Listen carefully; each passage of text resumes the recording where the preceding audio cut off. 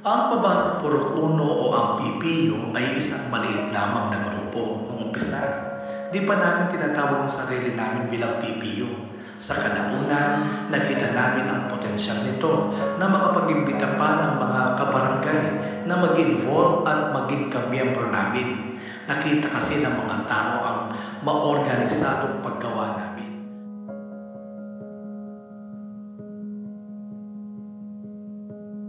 Buhay na buhay ang bayanihan dito sa amin sa Puro-Uno, dito sa Barangay Santa Teresita. Yung mga wala na dito bumabalik tuwing mahal na araw kasi masaya talaga at nakikita mo na isang malaking pamilya ang umiiral sa amin.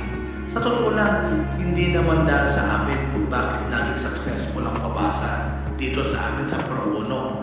Ito ay dahil sa Kanya, sa Diyos, dahil patuloy niya kami ginagamit upang mapagkaisa kami at dito tayo sa Puro-Uno.